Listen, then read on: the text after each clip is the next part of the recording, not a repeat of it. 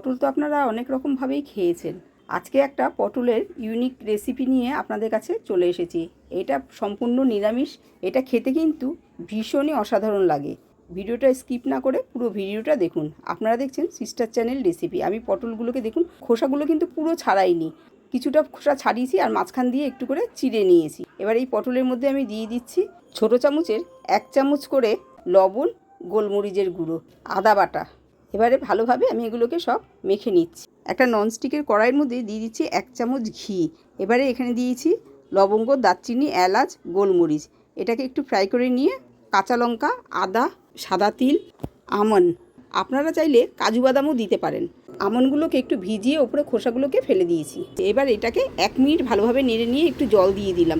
2 minute আমি ভালোভাবে ফুটিয়ে নিচ্ছি। জলটা দিয়ে একটু শুকিয়ে আসবে, তখন আমি এটা ঠান্ডা করে একটা মিহি পেস্ট করে নেব। কড়াইয়ের মধ্যে তেল দিয়ে ফোড়নে দিয়ে দিচ্ছি সাদা জিরে। সাদা জিরেটা ফ্রাই হলেই মেখে রাখা পটলটা দিয়ে দিলাম। গ্যাসের ওভেনটা লো টু মিডিয়ামে রেখে আমি পটলগুলো ঢাকা দিয়ে একটু ভেজে নিচ্ছি। এদিকে আমি দইয়ের মধ্যে দিয়ে দিলাম ধনের গুঁড়ো আর একটু মৌরির গুঁড়ো আর অল্প একটু কাশ্মীরি লঙ্কার গুঁড়ো, একটুখানি চিনি দিয়ে ভালোভাবে মেখে এটাকে রেখে দিচ্ছি। এবার পটলগুলো যখন আমার ভাজা হয়ে যাবে আর 50% সেদ্ধ হয়ে যাবে, তখন আমি মেখে রাখা টক দইটা দিয়ে দিলাম। যতক্ষণ না এর মধ্যে থেকে তেল ভেসে উঠছে ততক্ষণ পর্যন্ত আমি এটাকে রান্না করে নিচ্ছি। এবার বেটে রাখা মশলাটা আমি এর মধ্যে দিয়ে দিলাম।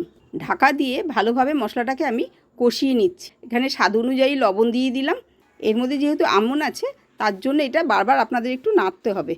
এবার দেখুন সম্পূর্ণ মশলাটা আমার কষানো হয়ে গেছে। এবার পরিমাণ মতন জল আমি এর মধ্যে দিয়ে দিলাম। দিয়ে 4খানা চেরা কাঁচা লঙ্কা দিয়ে দিলাম আর একটু গরম মশলার গুঁড়ো দিয়ে দিলাম। ঢেকে 2 মিনিট আমি একটু হতে দেব। এবার আমার সম্পূর্ণ তৈরি হয়ে গেল অসাধারণ স্বাদের পটলের রেসিপি। আমার চ্যানেলে নতুন বন্ধু হয়ে থাকলে চ্যানেলটা সাবস্ক্রাইব করার জন্য অনুরোধ রইল। একটা লাইক দিতে কিন্তু ভুলবেন না, আর অবশ্যই কমেন্ট করে আমাকে জানাবেন ভিডিওটা আপনাদের কাছে কেমন লেগেছে। তাহলে আজকের মতন বিদায় নিচ্ছি। নেক্সট রেসিপি নিয়ে আবার আপনাদের কাছে ফিরে আসি। ধন্যবাদ।